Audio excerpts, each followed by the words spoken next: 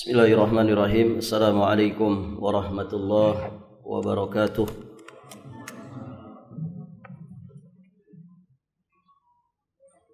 Alhamdulillahi wa kafa wa salamun ala ibadihi alladhina istafa. Asyhadu an la ilaha illallah wahdahu rabbi la syarikalah wa asyhadu anna Muhammadan abduhu wa rasuluh. Qala Allah Ta'ala fi kitabihil karim, ya ayyuhalladzina amanu taqullaha haqqa tuqatih wa la tamutunna illa wa antum muslimun, amma ba'd. Allahumma inna nas'aluka ilman nafi'an wa na'udzu bika min ilmin la yanfa'. Para hadirin jamaah rahimani wa rahimakumullah, alhamdulillah kita bersyukur kepada Allah Subhanahu wa taala.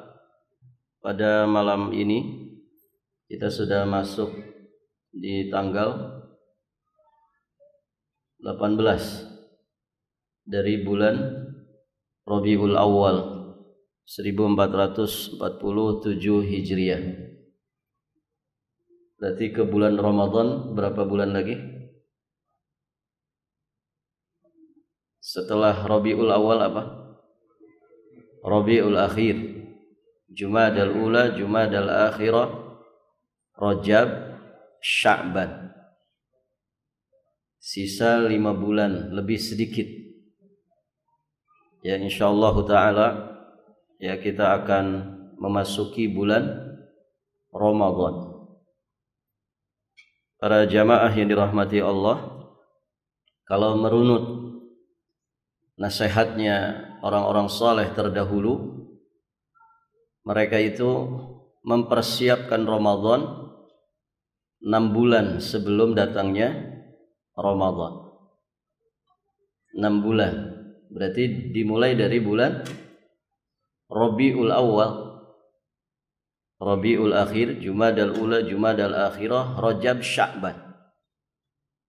Jadi dari mulai Rabiul Awal mereka sudah merencanakan kebaikan-kebaikan, menyusun rencana-rencana kebaikan untuk bulan Ramadan.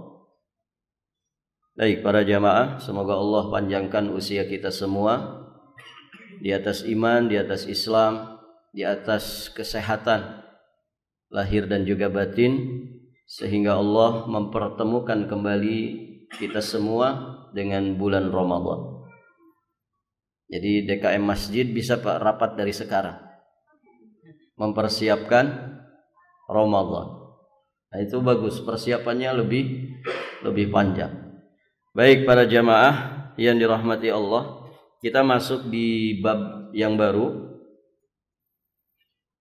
Bab yang ke-47 dari kitab Tauhid, alladzi huwa haqqullah 'alal 'abid, karya Syekhul Islam Al-Imam Al-Mujaddid Muhammad At-Tamimi An-Najdi Al-Hambali alaihi rahmatullah. Beliau menyampaikan bab ihtiramu asma'illahi wa taghyirul ismi li ajli dzalika. Bab tentang memuliakan nama-nama Allah dan mengganti nama untuk tujuan ini. Mengganti nama, maksudnya nama yang ada pada diri kita, nama yang ada pada manusia, untuk tujuan memuliakan nama dari nama-nama Allah Subhanahu wa taala. Baik para jamaah, di sini berarti ada 2 poin pembahasan. Pertama, nama-nama Allah. Yang kedua, nama manusia. Nama Allah di dalam akidah Islam sudah dijelaskan bahwa nama Allah itu husna. Asma'ullah al-husna. Kita mengenal istilah asma'ul husna. Nama-nama yang husna. Husna itu kalau diterjemahkan nama-nama yang indah, nama-nama yang baik. Namun sejatinya husna itu artinya balighah fil husni ghayatuhu. Ya, dan pernah kita bahas, sudah berlalu pembahasannya ya di beberapa bab ya di dalam kitab ini juga disinggung tentang asma al-husna dan sifat-sifat Allah yang maha mulia. Baik para jamaah. Jadi nama Allah itu husna. Husna itu baligha fil husni ghayatuhu. Sampai kepada puncak kebaikan, keindahan dari nama tersebut. Lafzan wa ma'nan, baik secara lafaznya ataupun secara maknanya. Sehingga akidah muslim mengajarkan kepada kita semua bahwa tidak ada di sana nama yang melebihi keindahan, kebagusan, kebaikan dari nama-nama Allah Subhanahu wa ta'ala. Mengapa nama Allah itu husna dan seluruh nama-nama Allah itu mengandung pujian? Karena tidak ada satupun nama dari nama-nama Allah yang husna melainkan terkandung sifat sempurna di dalamnya. Jadi otomatis nama Allah itu pasti mengandung sifat sesuai dengan yang terkandung di dalam nama tersebut. Sifat yang bagaimana? Sifat yang maha sempurna, tanpa ada aib, cacat, kekurangan sedikit pun di dalamnya. Baik para jamaah. Nah, nama manusia tidak ada yang sampai derajat husna. Maka para hadirin jamaah yang dirahmati Allah, kalau ada nama manusia yang ternyata itu menyamai nama Allah Subhanahu wa ta'ala yang husna, berarti dia harus meninggalkan nama itu, mengganti nama tersebut dalam rangka atau untuk tujuan memuliakan nama-nama Allah Subhanahu wa ta'ala. Karena tidak ada sekutu di dalam nama dan juga sifat Allah Subhanahu wa ta'ala. Nah itu para jamaah. Jadi kalau orang misalkan menamakan dirinya sebagai Allah, misal, boleh tidak? Tidak boleh. Allah itu nama khusus bagi Allah. Tidak boleh disandang oleh manusia. Kenapa? Karena Allah itu dzul uluhiyah, zat yang memiliki hak untuk dijadikan satu-satunya sesembahan yang hak. Itu Allah. Manusia tidak boleh menamakan dirinya Allah. Maka wajib baginya untuk menggantinya. Kalau sudah kadung memberi nama dengan nama tersebut. Atau misalkan Ar-Rahman. Ar-Rahman. Rahman itu Dzul rahmah al-wasi'ah. Zat yang maha memiliki rahmat yang maha luas tanpa batas. Siapa yang mampu untuk itu? Hanya Allah. Manusia tidak mampu untuk itu. Ya. Boleh nama ini untuk manusia, tapi mu'abbad. Diawali dengan abdun. Sehingga menjadi Abdur Rahman. Hamba Ar-Rahman. Berarti hamba Allah. Ar-Rahman. Nah kalau orang sudah punya nama dengan nama Abdur Rahman, maka jangan juga dipanggil Rahman. Karena Rahman itu nama khusus bagi Allah. Ya panggil sesuai dengan namanya. Kalau namanya Abdur Rahman, ya lengkapi panggilannya. Abdur Rahman, ya Abdur Rahman. Begitu ya. Nah ini penting para jamaah. Jadi masalah nama menamakan ini di dalam Islam dibahas dan ada batasan-batasan yang harus diperhatikan dalam masalah penamaan. Baik para jamaah. Nah banyak hal ya di sebagian kalangan masyarakat kita, ya di antaranya kalau sudah ngasih nama bagus namanya, tapi kadang panggilannya itu jadi tidak bagus. Kan begitu Pak? Misalkan namanya sudah bagus, Abdullah. Orang kita ini kan senangnya nyingkat-nyingkat aja gitu kan Pak. Semua disingkat-singkat kan begitu. Namanya Abdullah sudah bagus. Tapi coba panggilannya. Kadang bapaknya yang duluan itu memanggil dengan panggilan itu. Akhirnya ya tersebar. Tetangganya pun manggil begitu, temannya manggil begitu. Apa panggilannya kalau Abdullah? Adul. Dul, kemana Dul? Atau Duloh. Mintanya sama si Duloh. Namanya sudah bagus, Abdullah. Tapi sayang panggilannya tidak bagus. Abdurrahman juga begitu. Abdurrahman itu nama paling indah, paling bagus untuk manusia. Abdullah dan Abdurrahman.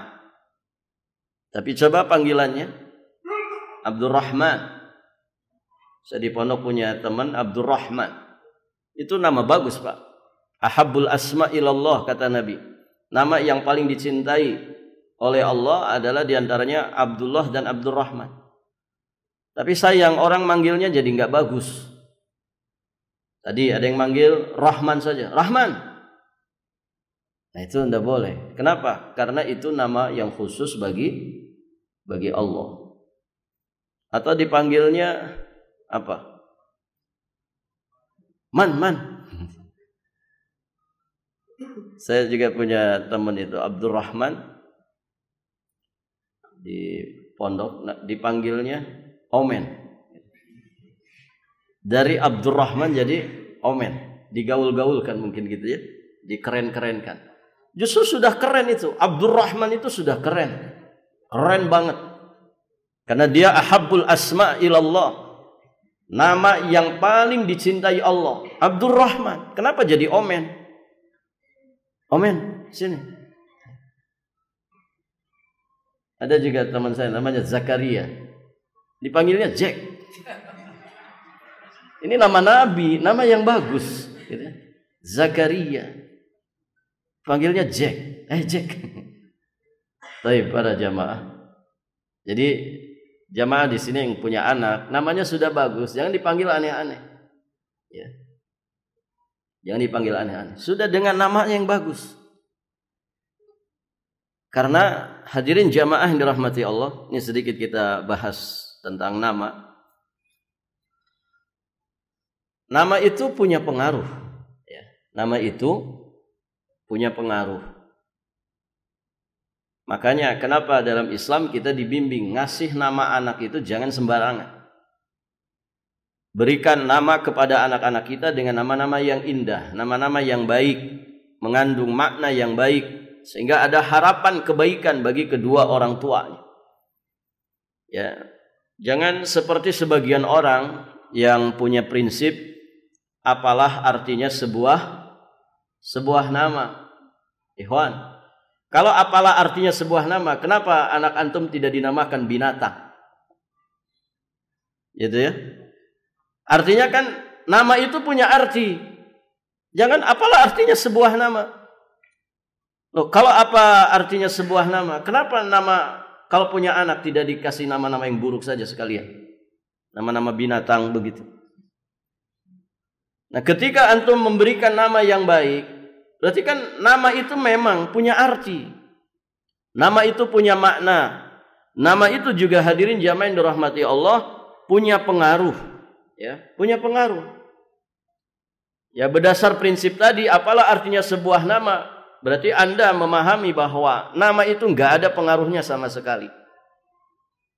Dan itu jelas keliru. Di dalam agama kita hadirin jamaah yang dirahmati Allah, memberikan nama itu memiliki pengaruh besar ya bagi pemiliknya atau yang menyandang nama tersebut. Dan itu sudah dijelaskan oleh para ulama ya, di antaranya penjelasan Imam Ibnu Qayyim Al-Jauziyah alaihi rahmatullah. Ya, beliau menyampaikan ya di kitabnya Zadul Ma'ad. Ada pelajarannya di masjid ini. Kitab Zadul Ma'ad. Ya, kitabnya tebal, ada yang 1 jilid langsung tebal, ada yang beberapa jilid. Di dalam kitab itu Imam Ibnu Qayyim menjelaskan balil asma ta'thirun fil musammayat. Bahkan nama-nama itu kata beliau memiliki pengaruh terhadap yang diberi nama. Al-musammayat, ya sesuatu yang diberi nama, ya, tu'thiru an asma'iha fil husni wal qubhi wal khiffah wal thaqal wal latafah wal kasafah. Jadi yang diberi nama itu kata beliau akan terpengaruh dengan nama-nama yang disematkan kepada dirinya.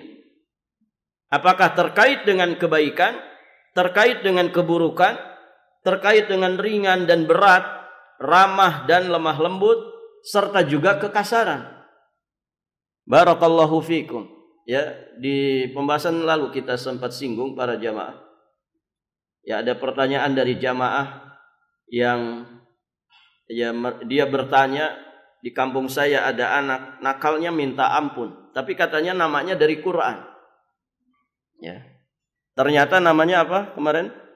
Zalimun. Ya. Ya gimana? Gimana tidak nakal? Namanya zalimun, berarti tukang zalim. Ya. Tukang zalim. Artinya apa para jamaah? Nama itu memang punya pengaruh. Tidak bisa sembarangan. Nama itu punya pengaruh. Nah itu hadirin jamaah yang dirahmati Allah. Ada orang terkadang tafaul, ya tafaulan.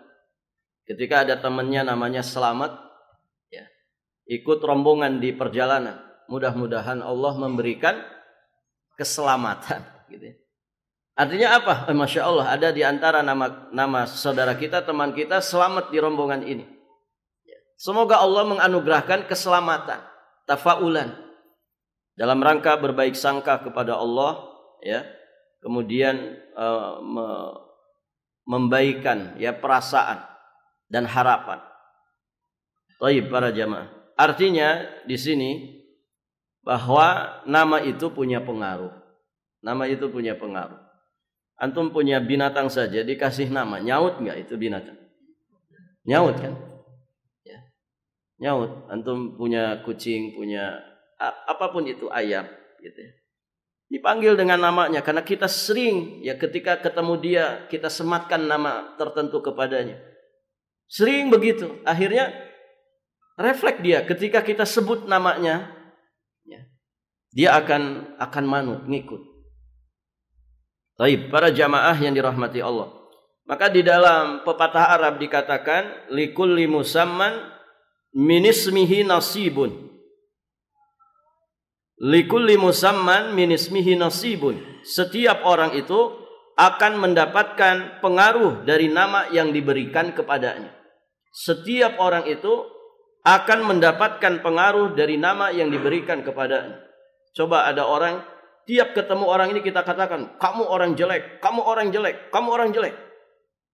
Tunggu 1 tahun setelahnya. Bagaimana keadaannya?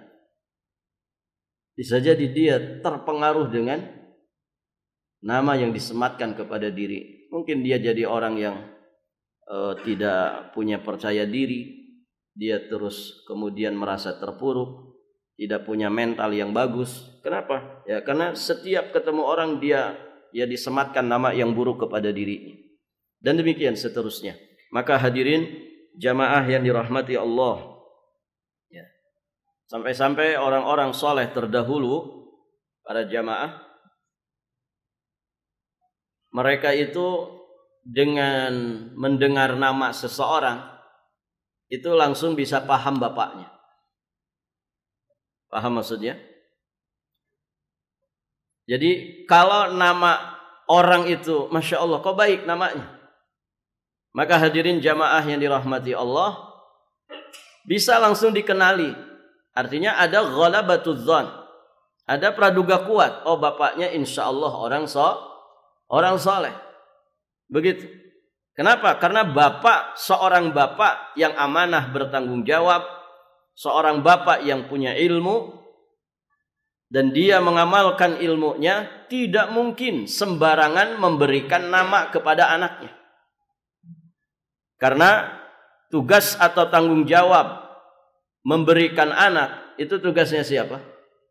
Haknya siapa? Haknya bapak. Jadi hak memberi nama kepada anak keturunan itu haknya bapak. Apakah istri boleh memberikan masukan? Boleh. Istri boleh memberikan masukan, nama-nama yang baik, nama-nama yang indah. Tapi ketika kemudian berbeda, istrinya pengen nama ini, bapaknya pengen nama ini, maka yang berhak ya untuk menamakan anak itu adalah nama yang diberikan bapaknya. Jadi ya para istri juga jangan kekeh, jangan bertengkar gara-gara masalah ini. Kalau bapaknya sudah punya nama yang bagus untuk anaknya. Sehingga para jamaah yang dirahmati Allah, orang-orang soleh terdahulu, ya mereka sampai mengatakan minismik, a'rifu abaka. Dari namamu aku sudah kenal bapakmu. Dari namamu aku akan mengenal bapakmu. Artinya kalau orang itu namanya indah, namanya baik, namanya bagus, maka semoga itu menjadi pertanda kuat bahwa bapaknya itu adalah orang yang baik. Bapaknya orang yang saleh. Baik para jamaah, walaupun ini bukan satu kepastian. Bukan satu kepastian bahwa setiap orang yang namanya bagus pasti bapaknya bagus. Banyak yang kalau ngasih nama anak yang bagus-bagus. Misalkan nama anak saya Soleh gitu. Tapi bapaknya toleh. Bapaknya enggak soleh. Ya. Kan ada ya sebagian orang begitu. Biar anak saya yang soleh. Ya. Jangan seperti bapaknya. Itu tidak bagus para jamaah. Sebagian orang tua kan begitu. Ayo nak ke masjid, sholat kamu, berjamaah kamu. Jangan seperti bapakmu ini. Ya. Sudah kadung bejat. Ya enggak boleh. Bapaknya harus memberikan keteladanan. Baik, para jamaah yang dirahmati Allah Subhanahu wa taala. Jadi, ya nama itu memberikan pengaruh ya kepada musammayat, ya kepada yang diberi nama. Nah, karena pengaruh nama inilah kemudian Nabi Shallallahu alaihi wasallam beliau mengubah beberapa nama sahabat yang tidak pas untuk disematkan kepada manusia atau hamba Allah.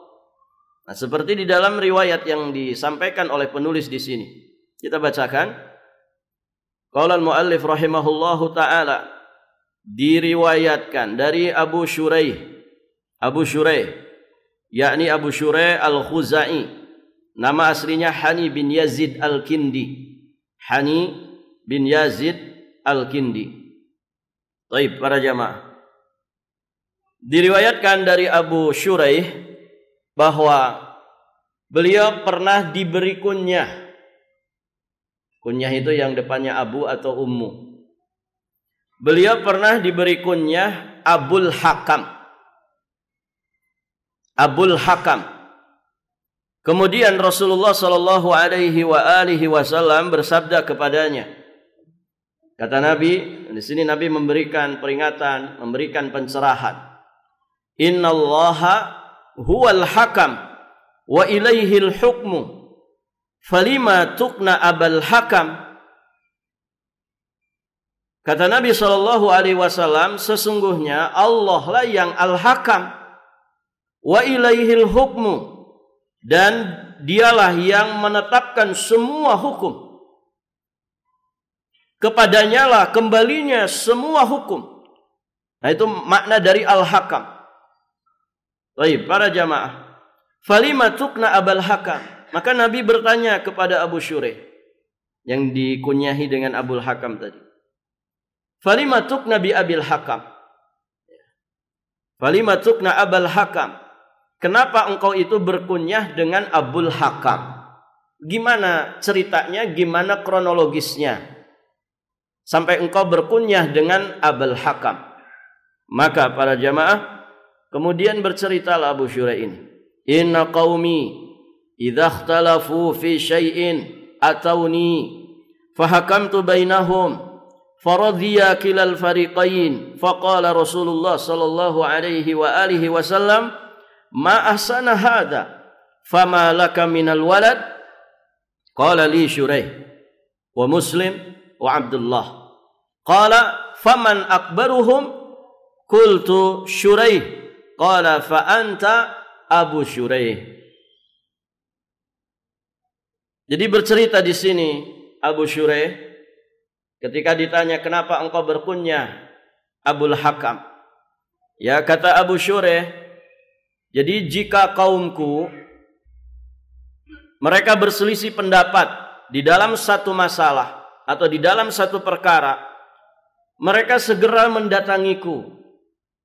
Lalu aku pun memberikan keputusan hukum kepada mereka atau di antara mereka. Dan kedua belah pihak ternyata ridha menerima keputusan hukum tersebut. Masya Allah para jamaah. Jadi ya ditokohkan, disepuhkan ya oleh kaumnya. Ketika kaumnya ini berselisih tentang satu permasalahan, mereka sering merujuk kepada Abu Shuraih ini, ya Hani bin Yazid Al-Kindi Al-Khuzai. Dan mereka itu selalu cocok dengan hasil keputusan atau solusi yang diberikan oleh Abu Shuraih ini. Sehingga disematkanlah kunyah tersebut. Beliau itu Abul Hakam. Karena Hakam itu tadi, para jamaah yang dirahmati Allah, karena kaumnya sering ya mereka menjadikan Abu Shuraih itu sebagai rujukan untuk memutuskan hukum atau perkara yang diperselisihkan di tengah-tengah kaumnya. Baik para jamaah. Faqala Rasulullah sallallahu alaihi wasallam, maka Nabi sallallahu alaihi wasallam bersabda, alangkah baiknya hal itu, ma ahsana hadza. Alangkah baiknya itu, artinya engkau bisa kemudian menyelesaikan permasalahan, persengketaan, perselisihan yang terjadi di tengah-tengah kaummu. Itu sejatinya sesuatu yang baik. Tapi Nabi tetap mengomentari kunyahnya. Maka Nabi memberikan solusi. Kata Nabi, "Fama laka minal walad?" "Fama laka minal walad?" Apakah engkau punya anak? Ya, walad itu para jamaah satu istilah untuk anak. Bisa anak laki-laki, bisa anak perempuan. Walad. Ya, adapun laki-laki ya banin, perempuan banat. Tapi kalau walad ini bisa dua-duanya. Bisa untuk banin, bisa untuk banat. Fama laka minal walad? Apakah engkau punya anak? Maka kemudian Abu Shuraih menjawab, iya. Aku memiliki beberapa anak. Ada Shuraih, ada Muslim, ada Abdullah. Ada Shuraih, ada Muslim, ada Abdullah. Kemudian Nabi menyampaikan, faman akbaruhum? Siapa yang paling besar di antara tiga anakmu itu? Maka kemudian beliau mengatakan Shuraih. Yang paling besarnya adalah Shuraih. Akhirnya Nabi kemudian menyematkan kunyah untuk beliau, fa anta Abu Shuraih.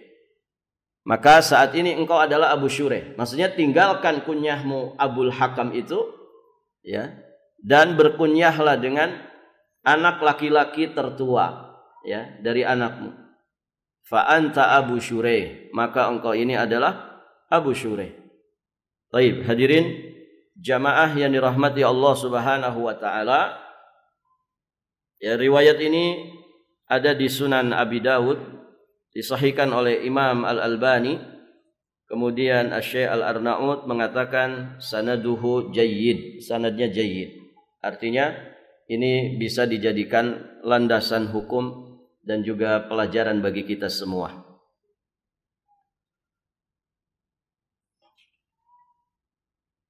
Baik, para jamaah yang dirahmati Allah, dari riwayat ini kita bisa mengambil pelajaran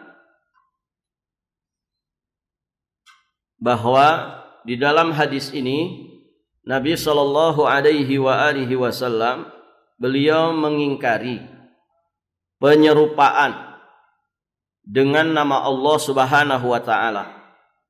Jadi kalau ada orang namanya kok menyerupai nama Allah Subhanahu wa taala, maka Nabi mengingkarinya. Karena itu termasuk perbuatan syirik terhadap nama-nama Allah dan juga sifat-sifatnya. Sehingga hadirin jamaah yang dirahmati Allah, orang yang kemudian merealisasikan tauhid dengan sebaik-baiknya, dengan sebenar-benarnya, maka tentu dia tidak akan bernama, tidak akan memberi nama, juga melaqabi atau mengkunyahkan seseorang dengan nama-nama yang itu sejatinya hanya Allah yang menyandangnya. Nah, seperti di sini Al-Hakam. Al-Hakam kata Nabi, innallaha huwal hakam. Yang punya nama Al-Hakam itu hanyalah Allah. Kenapa? Karena makna Al-Hakam itu, para jamaah yang dirahmati Allah, yang menjadi rujukan hukum, semua keputusan hukum itu rujukannya kepadanya, itu Al-Hakam. Dan yang maha mampu, maha kuasa untuk memberikan keputusan yang terbaik, memberikan hukum yang terbaik, solusi yang terbaik. Nah, tidak ada yang kuasa untuk itu kecuali hanya Allah. Nah, disinilah ilah dari larangannya. Kenapa Nabi melarang nama Al-Hakam atau kunyah Abul Hakam?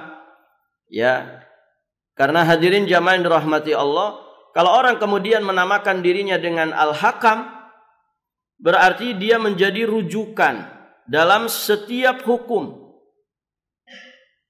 Menjadi rujukan dalam setiap hukum yang tidak boleh ditolak dan pasti benar. Itu Al-Hakam. Menjadi rujukan hukum yang ketika kemudian diputuskan hukum itu tidak boleh ditolak dan pasti benar. Nah, siapa yang kuasa untuk itu? Hanya Allah. Manusia enggak bisa seperti itu. Hadirin jamaah yang dirahmati Allah. Maka yang memiliki kemampuan seperti itu hanya Allah. Manusia tidak bisa. Tidak ada yang bisa seperti itu. Barakallahu fikum. Maka kalau kemudian dikunyahkan Abul Hakam, berarti sama saja dengan Abullah. Karena Al-Hakam itu adalah Allah. Ya, dari sisi makna dan sifatnya manusia tidak ada yang mampu, maka ketika dikunyahkan ini menjadi masalah. Abul Hakam itu sama saja Abullah, artinya bapaknya Allah. Emang Allah punya bapak? Yang tidak. Lam yalid walam yulad walam yakul lahu kufuwan ahad. Allah itu tidak beranak dan juga tidak diperanakan. Allah bukan anak dari orang tua tertentu. Allah juga bukan orang tua dari anak tertentu. Al-Hakam huwallah. Al-Hakam itu Allah. Maka kalau orang kemudian berkunyah Abul Hakam, berarti bapaknya Allah. Nah, ini masalah. Dan kita wajib memuliakan nama-nama Allah sebagai bentuk realisasi dari ketauhidan kita. Taib, para hadirin jamaah yang dirahmati Allah. Nah, itu pelajaran yang bisa kita dapatkan, ya.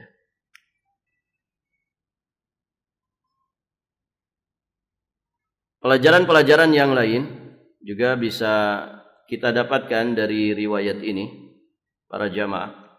Dan yang diganti namanya oleh Nabi itu ada sekian sahabat, ya. Di antaranya ini yang dikunyahi Abul Hakam, kemudian Nabi merubah, ya, kunyahnya menjadi Abu Shureh, menggunakan nama dari anaknya yang tertua, anak laki-laki yang tertua. Ada juga para jamaah yang dirahmati Allah, nama yang dirubah oleh Nabi SAW karena maknanya buruk.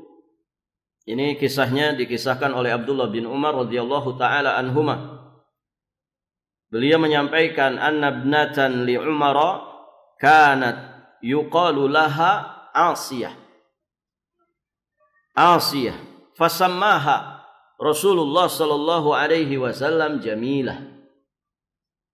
Jadi di antara anak perempuannya Umar, ya, ada di antara anaknya Umar, anak perempuannya Umar, yang disebut atau dinamakan dengan Asiyah. Apa artinya Asiyah? Asiyah itu wanita yang durhaka, wanita yang bermaksiat. Asiyah pakai ain. Ya. Kalau Asiyah, itu lain lagi. Atau Aisyah. Nah, kalau ini Asiyah pakai ain kemudian sod. Asiyah. Asi itu orang yang bermaksiat, orang yang durhaka. Maka kemudian diganti putrinya Umar ini dengan nama Jamilah. Jamilah apa artinya? Wanita yang elok, wanita yang cantik, wanita yang rupawan. Jamilah. Baik, para jamaah yang dirahmati Allah Subhanahu wa taala. Dan Masya Allah ya, para sahabat itu ya banyak ketika mereka dikaruniai anak keturunan, mereka bawa bayinya itu kepada Nabi. Ya, kita mengetahui hadis ya tentang tahnik, ya hadis tentang mendoakan keberkahan bagi anak yang baru lahir. Itu kan dari kisah Abu Musa al-Asy'ari radhiyallahu taala anhu yang terdapat di Sahih Al-Bukhari. Jadi dikisahkan wulida li gulam fa'ataitu bihi nabiyya sallallahu alaihi wa alihi wasallam fasammahu Ibrahim fahanakahu bitamarah wa da'alahu bil barakah wa dafa'ahu ilayya. Abu Musa al-Asy'ari menyampaikan, aku pernah memiliki seorang anak yang baru saja lahir, masih bayi merah. Saking girangnya, saking senangnya, saking bahagianya Abu Musa kemudian membawa bayinya yang baru lahir ini kepada Nabi sallallahu alaihi wasallam. Fasammahu Ibrahim. Maka kemudian Nabi memberinya nama dengan nama Nabi yang mulia, Ibrahim. Kemudian fahannakahu bitamarah. Nabi mentahniknya dengan tamar. Ya.